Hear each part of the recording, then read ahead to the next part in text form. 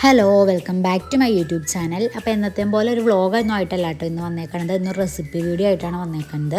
നിങ്ങൾക്ക് വീഡിയോ കാണുമ്പോൾ തന്നെ മനസ്സിലാവുന്നുണ്ടാകും, മാർബിൾ കേക്കിൻ്റെ റെസിപ്പിയാണ് കേട്ടോ. അതും നോർമലായിട്ട് ചെയ്യുന്ന രീതിക്കല്ല നമ്മൾ ചെയ്യുന്നത്. സിമ്പിളായിട്ട് നമ്മുടെ വീട്ടിലുള്ള സാധനങ്ങളൊക്കെ മാത്രം വെച്ചിട്ട് ചെയ്യാൻ പറ്റുന്ന ഒരു മാർബിൾ കേക്കാണ് കേട്ടോ. അപ്പോൾ ഇതിന് വേണ്ടിയിട്ട് ഓവനോ ബീറ്ററോ കാര്യങ്ങളോ ഒന്നും തന്നെ വേണ്ട കേട്ടോ. നമ്മുടെ എല്ലാവരുടെയും വീട്ടിലുള്ളതായിരിക്കും ഇഡ്ഡലി ഉണ്ടാക്കുന്ന തട്ട്, അതിൽ വെച്ചിട്ടാണ് നമ്മൾ ഈ കേക്ക് ഉണ്ടാക്കുന്നത്. അപ്പോൾ നമുക്ക് നേരെ വീഡിയോയിലേക്ക് പോകാം. അപ്പോൾ ഇതിന് വേണ്ടിയിട്ട് 1.5 കപ്പ് മൈദയാണ് വേണ്ടത്. അത് നമ്മളൊരു അരിപ്പയിലേക്ക് 1.5 കപ്പ് മൈദയും 1 ടീസ്പൂൺ ഫുള്ളായിട്ട് ബേക്കിംഗ് പൗഡറും 1/4 ടീസ്പൂൺ ബേക്കിംഗ് സോഡയാണ് ഇട്ട് കൊടുക്കുന്നത്. പിന്നെ കൂടാതെ ഒരു പിഞ്ച് ഉപ്പും കൂടെ ഇട്ട് കൊടുക്കുന്നുണ്ട്. ബേക്കിംഗ് സോഡ വളരെ കുറച്ച് മാത്രം മതി കേട്ടോ, അതുകൊണ്ടാണ് 1/4 ടീസ്പൂൺ ആഡ് ചെയ്തത്.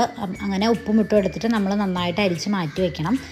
അരിച്ച് കഴിഞ്ഞിട്ട് ഈ ഒരു സ്റ്റെപ്പ് ഒട്ടും സ്കിപ്പ് ചെയ്യരുത്, നന്നായിട്ട് മിക്സ് ചെയ്യാന്നുള്ളതാണ്. ഏത് കേക്കാണെങ്കിലും സ്കിപ്പ് ചെയ്യാൻ പാടില്ലാത്ത ഏറ്റവും ഇമ്പോർട്ടൻ്റ് ആയിട്ടുള്ള സ്റ്റെപ്പാണ് മിക്സിംഗ് എന്നുള്ളത്. മിക്സിംഗ് കറക്റ്റായിട്ട് വന്നാലാണ് നമ്മുടെ ബേക്കിംഗ് പൗഡറിൻ്റെയും ബേക്കിംഗ് സോഡയുടെയൊക്കെ എഫക്റ്റ് ഫുള്ളായിട്ട് എല്ലാ സ്ഥലത്തേക്കും എത്തുള്ളൂ. അങ്ങനെ മിക്സ് ചെയ്ത് മാറ്റി വെച്ചിട്ട് ഒരു മിക്സിയുടെ ജാർ എടുക്കുന്നുണ്ട്. അതിലേക്ക് ഒരു 2 കോഴിമുട്ട പൊട്ടിച്ചൊഴിച്ചിട്ട് ഒരു 3/4 കപ്പ് പഞ്ചസാരയും 3/4 കപ്പ് പാലും 1/4 കപ്പ് സൺഫ്ലവർ ഓയിലും ഒഴിച്ചിട്ട് അതിന് കൂടുതൽ ഒരു ടീസ്പൂൺ വാനില എസൻസ് ഒഴിച്ച് നന്നായിട്ട് ബ്ലെൻഡ് ചെയ്തെടുക്കുക. നന്നായിട്ട് തന്നെ ബ്ലെൻഡ് ചെയ്തെടുത്തതിന് ശേഷം അതൊരു ബൗളിലേക്ക് മാറ്റി കൊടുക്കുക. പിന്നെ നമ്മൾ ഓൾറെഡി മാറ്റി വെച്ചേക്കുന്ന ഡ്രൈ ഇൻഗ്രീഡിയൻസ് കുറച്ചായിട്ട് ഇട്ട് കൊടുക്കാം. കുറച്ച് മാത്രം ഇട്ട് കൊടുത്തിട്ട് മിക്സ് ചെയ്താൽ മതി കേട്ടോ. അല്ലെങ്കിൽ പിന്നെ ഒരുമിച്ചിട്ട് കഴിഞ്ഞാൽ മിക്സ് ചെയ്യാൻ ഭയങ്കര പാടാവും, പിന്നെ കട്ട കെട്ടിയൊക്കെ കിടക്കുകയൊക്കെ ചെയ്യും. പിന്നെ ഈ സ്പീഡിന് കാണിക്കുന്നതുകൊണ്ടാണ് സ്പീഡായിട്ട് തോന്നുന്നത്. വളരെ പതുക്കെ മാത്രമാണ് മിക്സ് ചെയ്യാൻ പാടുള്ളൂ. നമ്മൾ എന്തായാലും കേക്കിൻ്റെ മിക്സിങ്ങിൽ ഒറ്റ ഡയറക്ഷനിൽ മാത്രമേ ഇളക്കാൻ പാടുള്ളൂ. അപ്പോൾ അങ്ങനെ വളരെ പതിയെ മാത്രം ഇളക്കി ഫുള്ളായിട്ട് മിക്സ് ചെയ്തെടുക്കുക. ഇതിപ്പോൾ വീഡിയോ ഞാൻ സ്പീഡാക്കിയതുകൊണ്ടാണ് ഭയങ്കര സ്പീഡ് പോലെ തോന്നുന്നത്. ഒരിക്കലും അങ്ങനെ ചെയ്യരുത്. അങ്ങനെ പയ്യെ മിക്സാക്കി ഫുൾ കട്ടയെ മാറ്റി ഈ ഒരു ടെക്സ്ചറിലാക്കി എടുക്കുക. ഇപ്പോൾ നമ്മളിങ്ങനെ ബാറ്റർ നോക്കുമ്പോൾ ഇങ്ങനെ മടങ്ങി പോകുന്ന ഒരു കൺസിസ്റ്റൻസിയിൽ വേണം നമ്മുടെ ബാറ്റർ കിട്ടാൻ വേണ്ടിയിട്ട്. അപ്പോൾ നമ്മൾ ചെയ്യുന്നത് മാർബിൾ കേക്ക് ആയതുകൊണ്ട് തന്നെ 2 ഫ്ലേവറിലുള്ള ബാറ്റർ നമുക്ക് വേണം. അപ്പോൾ അതുകൊണ്ടാണ് നമ്മൾ റെഡിയാക്കി എടുത്ത ബാറ്ററിനെ 2 പാർട്സ് ആക്കി മാറ്റുന്നുണ്ട്. സെയിം ഈക്വൽ പാർട്സ് ആയിട്ട് മാറ്റിയതിന് ശേഷം ഒരു പാർട്ടിലേക്ക് 3 ടേബിൾ സ്പൂൺ കൊക്കോ പൗഡറും 3 ടീസ്പൂൺ പാലും അതേപോലെ തന്നെ കൊക്കോ പൗഡറൊക്കെ ആഡ് ചെയ്തുകൊണ്ട് തന്നെ മധുരം കുറയും. അതുകൊണ്ട് തന്നെ 2 ടേബിൾ സ്പൂൺ പഞ്ചസാര പൊടിച്ചതും കൂടെ ഇട്ട് കൊടുത്തിട്ട് നന്നായി മിക്സ് ചെയ്യുക. അപ്പം നമ്മൾ കൊക്കോ പൗഡറൊക്കെ ഇടുമ്പോൾ ഓൾറെഡി നല്ല കട്ടിയിലിരിക്കുന്ന ബാറ്റർ ഒന്നും കൂടെ നല്ല കട്ടിയാവും. അതുകൊണ്ടാണ് വീണ്ടും കുറച്ച് പാലൊക്കെ ഒഴിച്ചു കൊടുക്കുന്നത്. അങ്ങനെ അതെല്ലാം ഇട്ട് വീണ്ടും ഒന്നുകൂടെ നന്നായിട്ട് മിക്സ് ചെയ്തെടുത്തതിന് ശേഷം നമ്മൾ നമ്മുടെ ഇഡ്ഡലിയുടെ തട്ട് നന്നായിട്ട് ഓയിലൊന്ന് ഗ്രീസ് ചെയ്തെടുക്കുന്നുണ്ട്. ഓയിൽ ഇതിലേക്ക് നമ്മൾ 1/4 കപ്പ് മിക്സിങ്ങിന് ചേർക്കുന്നത് സൺഫ്ലവർ ഓയിലോ അതേപോലത്തെ സ്മെല്ലൊന്നും ഇല്ലാത്ത റിഫൈൻഡ് ഓയിലോ ആയിരിക്കണം കേട്ടോ. വെളിച്ചെണ്ണ ഒന്നും ഒരിക്കലും ഇതിലേക്ക് യൂസ് ചെയ്യരുത്. അപ്പോൾ ആ സെയിം ഓയിൽ വെച്ച് തന്നെ നമ്മൾ ഈ പാനും ഒന്ന് ഗ്രീസ് ചെയ്തെടുക്കുന്നുണ്ട്. പിന്നെ അതിലേക്ക് നമ്മുടെ വാനില ഫ്ലേവറും അതേപോലെ തന്നെ ചോക്ലേറ്റ് ഫ്ലേവറും മാറി കുറച്ച് ഈ വീഡിയോയിൽ കാണുന്ന പോലെ ഒഴിച്ചു കൊടുക്കണം. വളരെ പതുക്കെ മാത്രം ഒഴിച്ചു കൊടുക്കാം കേട്ടോ. വീഡിയോയിൽ സ്പീഡിന് തോന്നുന്നതാണ്, വളരെ പതുക്കെയാണ് ഞാൻ ഒഴിക്കണത്. കാരണം ഒഴിക്കുമ്പോൾ ആ 2 ഫ്ലേവറിൻ്റെയും ആ ഒരു സെപ്പറേഷൻ ചെറിയ രീതിയിലെങ്കിലും അങ്ങനെ നിൽക്കാൻ വേണ്ടി നോക്കുക. എന്നാലാണ് നമുക്ക് കറക്റ്റ് മാർബിൾ കേക്കിൻ്റെ ആ ഒരു ടെക്സ്ചറിൽ നമുക്ക് ചെയ്തെടുക്കാൻ പറ്റുള്ളൂ. അങ്ങനെ ആ ഒരു തട്ട് കറക്റ്റ് ഫുള്ളായിട്ട് നിറയുന്നവരെ വേണ്ട, കുറച്ച് താഴെ നിൽക്കുന്ന രീതിയിൽ ഒഴിച്ചതിന് ശേഷം ഇതൊരു ടൂത്ത് പിക്കും കൊണ്ട് എന്തെങ്കിലും ഒരു ഡിസൈൻ പോലെ ഒരു പൂ പോലെ എന്തെങ്കിലുമൊക്കെ ഒന്ന് ആക്കി കൊടുക്കുക. കേക്ക് ബേക്കായി വരുമ്പോൾ നല്ല അടിപൊളിയായിട്ട് നല്ല ഭംഗിയിൽ നിൽക്കാൻ വേണ്ടിയിട്ടാണ് കേട്ടോ. അങ്ങനെ അതാക്കി കൊടുത്തതിന് ശേഷം നമ്മൾ ഗ്യാസ് സ്റ്റോപ്പിൽ ഒരു നോൺ സ്റ്റിക്കിൻ്റെ പാൻ പ്രീഹീറ്റ് ചെയ്യാൻ വേണ്ടി വെച്ചിട്ടുണ്ടായിരുന്നു. അതിനകത്തേക്ക് ഇറക്കി കൊടുക്കുക. ഇനിയിപ്പോൾ നോൺ സ്റ്റിക്കിൻ്റെ പാൻ ഇല്ലെങ്കിൽ തന്നെ അലുമിനിയത്തിൻ്റെ അടി കട്ടിയുള്ള ഒരു പാത്രം വെച്ചാലും മതി. അപ്പോൾ ശരിക്കും പറഞ്ഞാൽ അടിയിൽ ചെറിയൊരു പാത്രമോ അല്ലെങ്കിൽ നമ്മുടെ റിങ് എന്തെങ്കിലും വെച്ചതിന് ശേഷമാണ് വെക്കേണ്ടത്. ഞാൻ വെക്കാത്ത എന്താണെന്ന് വെച്ച് കഴിഞ്ഞാൽ എൻ്റെ തട്ടി പാത്രത്തിൻ്റെ അടിയിലേക്ക് മൊത്തത്തിൽ മുട്ടുന്നുണ്ടായിരുന്നില്ല. കാരണം ഇതിന് വട്ടം കുറവായതുകൊണ്ട് തന്നെ മുകളിലേക്കായിട്ട് നിൽക്കുന്നതുകൊണ്ടാണ് ഞാൻ അടിയിൽ വെക്കാത്തത്. അടിയിലേക്ക് ശരിക്കും മുട്ടി നിൽക്കുന്ന വലിയ പാത്രമാണെങ്കിൽ അടിയിൽ ഒരു റിങ്ങോ ചെറിയൊരു പാത്രം എന്തെങ്കിലും കമത്തി വെച്ച് കൊടുക്കണം.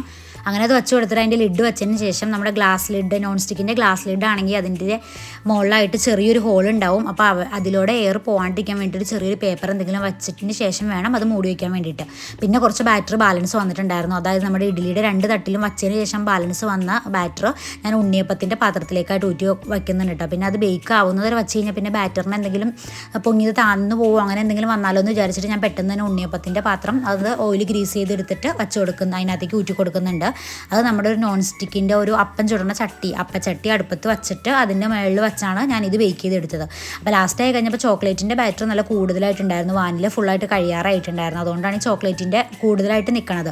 എന്നാലും കുഴപ്പമൊന്നും ഉണ്ടായില്ല. ടേസ്റ്റ് വൈസ് 2ഉം ഓക്കെ ആയിരുന്നു. പക്ഷേ വാനിലയും കൂടെ കൂടുതൽ നിൽക്കുമ്പോഴാണ് ആ ഒരു ഡിസൈൻ നല്ല അടിപൊളിയായിട്ട് തന്നെ നിൽക്കുക. ആ ഒരു മാറ്റം മാത്രമേ ഉള്ളൂ. അപ്പോൾ ഒരു 10-15 മിനിറ്റ് കഴിഞ്ഞതിന് ശേഷം ഞാൻ ആദ്യം വെച്ചതും തുറന്നു നോക്കിയപ്പോൾ നന്നായിട്ട് വെന്തിട്ടുണ്ടായിരുന്നു. എന്നാലും ചെറിയൊരു വേവിൻ്റെ കുറവ് പോലെ എനിക്ക് തോന്നിയുകൊണ്ട് ഒന്നും കൂടെ ഞാൻ മൂടി വെച്ചു. പിന്നെ ഞാൻ നോക്കി കഴിഞ്ഞ ടൈമിൽ കറക്റ്റായിട്ട് വെന്തിട്ടുണ്ടായിരുന്നു. നമ്മുടെ ആ ഒരു ടൂത്ത് പിക്കിൽ ഒട്ടും അങ്ങനെ ഒട്ടി പിടിക്കുകയൊന്നും തന്നെ ചെയ്തിട്ടുണ്ടായിരുന്നില്ല. അപ്പോൾ പിന്നെ ഞാനത് എടുത്ത് മാറ്റി. പിന്നെ രണ്ടാമത്തെ തൊട്ടിപ്പുറം തന്നെയുള്ള ഒരു അലുമിനിയത്തിൻ്റെ പാത്രത്തിലും വെച്ചു. പിന്നെ ഈ വീഡിയോയിൽ കാണുന്ന പോലെ തന്നെ സെൻറ്ററിലുള്ള അടുപ്പിലാണ് അപ്പച്ചട്ടിയുടെ മുകളിൽ നമ്മൾ ഉണ്ണിയപ്പത്തിൻ്റെ പാത്രത്തിൽ ബേക്ക് ചെയ്തെടുത്തത്. അങ്ങനെ കേക്കൊക്കെ നമ്മൾ ആദ്യം വച്ചതിൻ്റെ ക്രമത്തിൽ എല്ലാം ബേക്കായി തന്നെ വന്നിട്ടുണ്ടായിരുന്നു. നല്ല അടിപൊളിയായിട്ട് തന്നെ വെന്ത് വന്നിട്ടുണ്ടായിരുന്നു കേട്ടോ. പിന്നെ ചൂടൊക്കെ ആറി കഴിഞ്ഞതിന് ശേഷം വേണം നമ്മൾ ആ പാനിൽ നിന്നൊന്ന് റിമൂവ് ചെയ്യാൻ വേണ്ടിയിട്ട്, അല്ലെങ്കിൽ മൊത്തത്തിൽ ഒട്ടിപ്പിടിച്ചിരിക്കും. അങ്ങനെ ചൂടൊക്കെ ആറി കഴിഞ്ഞപ്പോൾ നമ്മൾ അതിൽ നിന്ന് റിമൂവ് ചെയ്തെടുത്തു. നല്ല അടിപൊളിയായിട്ട് തന്നെ വിട്ട് പോരുണ്ടായിരുന്നു കേട്ടോ. ഒട്ടും തന്നെ അതിനകത്ത് ഒട്ടിപ്പിടിച്ചിരിക്കും അങ്ങനെ ഒന്നും ചെയ്യുന്നുണ്ടായിരുന്നില്ല.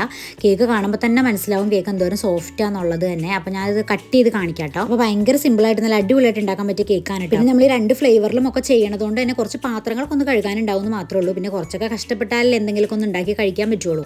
അങ്ങനെ കണ്ടാൽ മതി. സംഭവം എന്തായാലും സിമ്പിളാണ്, വലിയ റിസ്ക്കോ കാര്യങ്ങളൊന്നുമില്ല. എന്തായാലും നല്ല അടിപൊളിയായിട്ട് തന്നെ വെന്ത് വരും. ഈ വീഡിയോയിൽ പറയുന്ന പോലെ തന്നെ കറക്റ്റ് ആയിട്ടുള്ള മെഷർമെൻറ്റ്സും കാര്യങ്ങളൊക്കെ ഫോളോ ചെയ്യാന്നുണ്ടെങ്കിൽ ഈ ഒരു ടെക്സ്ചറിൽ തന്നെ നല്ല അടിപൊളിയായിട്ട് നമുക്ക് മാർബിൾ കേക്ക് വീട്ടിൽ തന്നെ ഉണ്ടാക്കാൻ പറ്റും. പിള്ളേർ സ്കൂളൊക്കെ വിട്ട് വന്നു കഴിയുമ്പോൾ കൊടുക്കാൻ പറ്റും നല്ല അടിപൊളി കേക്കാണ്. ഇനി എങ്ങാനും പിള്ളേർക്ക് അങ്ങനെ വേണ്ടാന്ന് പറയുന്നത് കുറച്ച് ചോക്ലേറ്റ് ഗണാശാക്കിയിട്ട് മുകളിൽ കൂടെ ഡ്രിപ്പ് ചെയ്ത് കൊടുത്തു കഴിഞ്ഞാൽ എന്തായാലും കഴിച്ചോളും. കേക്കിൻ്റെ കൺസിസ്റ്റൻസി കണ്ടില്ലേ, നല്ല അടിപൊളിയായിട്ട് തന്നെ നല്ല സോഫ്റ്റ് ആയിട്ട് തന്നെ വന്നിട്ടുണ്ടായിരുന്നു.